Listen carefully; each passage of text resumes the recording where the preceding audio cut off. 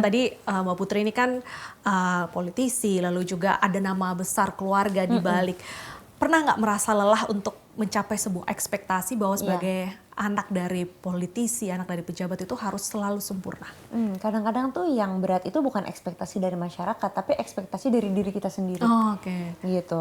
Kadang-kadang ada juga harus di posisi ini misalnya harus in a certain gitu ya. Jadi aku juga belajar untuk lower my expectation gitu.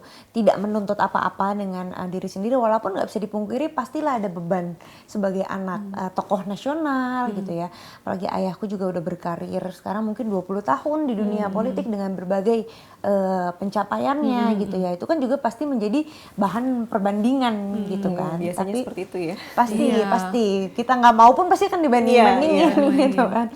Tapi aku berusaha pokoknya bagaimana menjadi diri sendiri, yang punya warna sendiri gitu kan, dengan kepribadian juga yang aku sendiri.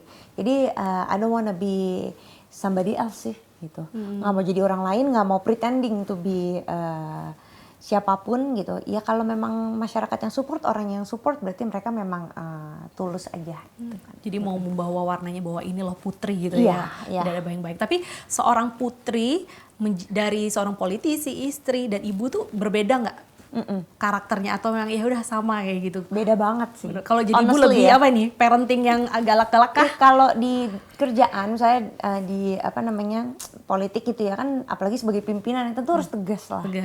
Harus ya jelas, nggak ada abu-abu gitu kan. Maksudnya harus firm gitu kan. Kalau nggak kan nanti kita gimana?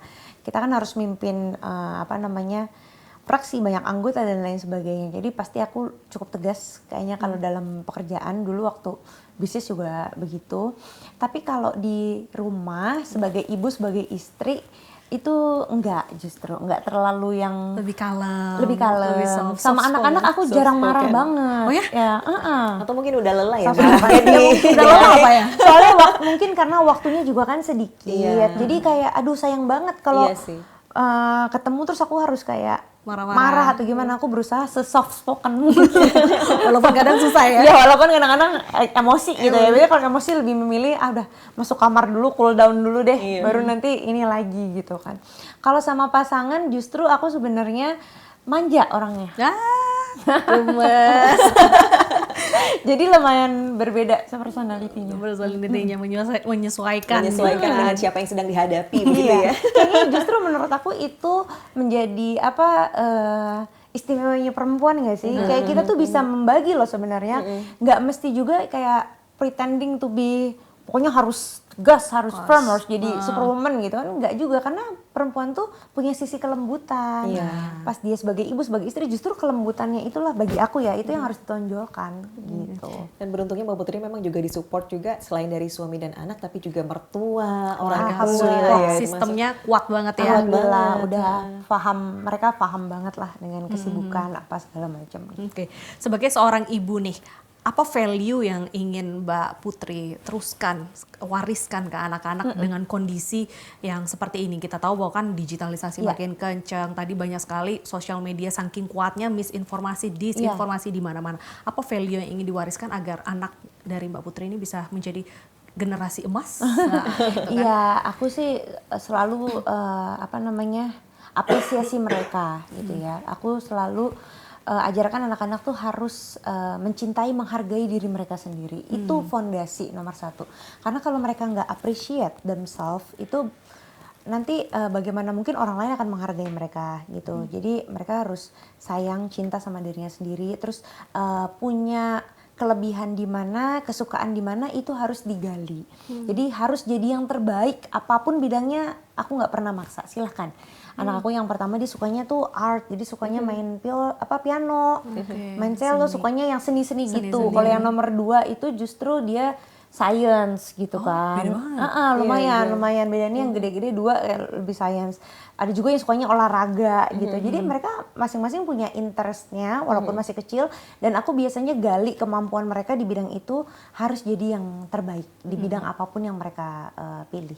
Tapi kalau ternyata nanti begitu mereka dewasa, mereka jadi politisi, pengen jadi politisi, mungkin yang anak nomor 3 suka pada olahraga, jadi menteri bisa olahraga. Amin. Ya silakan aja, pokoknya pokoknya aku nggak pernah memaksakan karena kan pengalaman dulu aku juga nggak mau kan. Iya, jadi benar.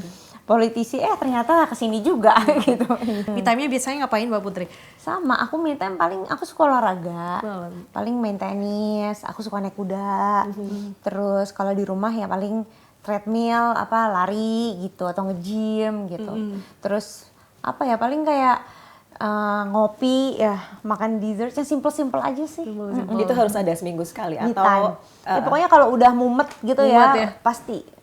Guilty pleasure-nya biasanya apa? Dessert kali ya. kayaknya sama deh, hampir semua perempuan Aku begitu deh. instan. Iya. Aku dessert sih. Aku kayak sweet tooth deh. Supaya manis-manis. Menghilang stres Menghilang kayak gitu stres, kan. iya sih. Cara mengelola stres biasanya gimana Mbak? Cara mengelola Selain tadi kan me time, tapi Iya. mungkin ada trik khusus dari Mbak Putri. Misalnya kalau aku stres, aku masuk ke ruangan sendiri, aku tenangin diri. Kayak lebih ke grounding ya, cool down dulu. Tapi satu tips yang aku pelajari itu sih, nggak usah terlalu mendengar kata-kata noise gitu. Pokoknya yang penting itu adalah circle terdekat kita, yaitu pasangan kita, anak-anak, keluarga, sahabat-sahabat. Itu bagi aku mereka tuh wajib didengerin dan juga kalau ngasih saran kita pasti pertimbangkan. Tapi kalau misalnya kita harus memenuhi ekspektasi segitu banyak orang, mendengarkan segitu banyak orang yang kadang-kadang juga nggak kenal kan sama kita, nggak tahu keseharian kita segala macem, itu akan lelah ya. Cuitan-cuitan netizen suka dibalesin nggak Mbak? Biasanya kan ada aja tuh yang Iya. usil Yang gitu kan. negatif. Jarang sih aku kalau jarang baca juga. Paling kalau misalnya lagi pas buka, ya kadang di Kebaca scroll gitu kan. aja. Cuman nggak diambil inilah gitu. Oke, memang kita tuh di era medsos yang sangat terbuka tuh udah harus bisa memfilter sendiri terlebih Iya. dahulu. Iya, karena kalau mau kita mau nunjuk tuh kayak berapa ribu orang, berapa puluh ribu gitu kan, mau gimana menertibkannya? Susah. Apalagi kadang juga pakai akun palsu, ngomentarin Iya, kita kayak gitu kan. Jadi harus Ya, memang sengaja ingin menjatuhkan mental kita gitu ya. Iya. Ya memang dengan era digitalisasi yang seperti ini gitu ya disayangkan juga kadang-kadang orang tuh memakai media sosial tuh untuk sesuatu yang negatif gitu. Padahal di Indonesia tuh kalau kita gunakan medsos untuk yang positif, misalnya untuk jualan aja, itu kan ada cuannya, ya kan, ada penghasilannya. Tapi kalau kita hate comment segala macam kan nggak dapat apa-apa juga gitu. Cuman ya kembali lagi ya mungkin orang-orang punya perspektif yang berbeda. Iya, apalagi kalau hate comment-nya itu perempuan yang hate perempuan. Itu banyak sekali terjadi. Justru kayaknya yang lebih banyak bully gitu ya. Misalnya kayak kalau ke aku misalnya fisik atau apa itu Ada dia yang ngebully perempuan. fisik? Pernah terjadi Ada ke sih. Mbak Putri ya? Oh my Ada, god, pasti secantik ada. ini. Iya, Salah kayaknya dia. Salah akun kayaknya dia. Mungkin yang bully lebih cantik, lebih keren. Tapi pasti nggak ada fotonya dia kan di akunnya. Oh, fotonya ini tanaman gitu. Iya. Itu gimana cara menghadapi komen-komen gitu? Ya aku nggak aku. Tapi pernah ada beberapa komen yang waktu itu nggak ke aku tapi ke anak-anak. Nah kalau itu aku kayaknya harus lumayan bereaksi deh, karena nggak fair ya, anak kita kan nggak salah apa-apa, nggak tahu apa-apa gitu, dan aduh kok tega banget. Dan kadang-kadang yang komen itu juga sesama perempuan, sesama Nah, ibu. iya itu kenapa masih sering terjadi ya, maksudnya Itu aduh. ladies di luar sana jangan deh, kita harus saling support ya, woman support woman-nya. Jadi kita sama-sama untuk memperjuangkan hak-haknya juga perempuan gitu lah. Apalagi seperti Mbak Putri yang memang saat ini berada di DPR RI ya, yang ingin membantu untuk memperjuangkan haknya perempuan juga gitu. Kena bully kayak gitu. Cukup menyedihkan. Tapi kalau Mbak Putri ngelihat sendiri untuk Gen Z sekarang terkait dengan interest mereka dengan politik itu banyakan yang cowok apa yang ceweknya nih? Kalau yang ke aku sih karena mungkin aku perempuan ya, jadi yang perempuan ini banyak banget. Banyak ya? Ada aja dalam setiap minggu tuh yang audiensi, yang ketemu dari organisasi mana, komunitas mana, dan mereka tuh pinter-pinter luar biasa.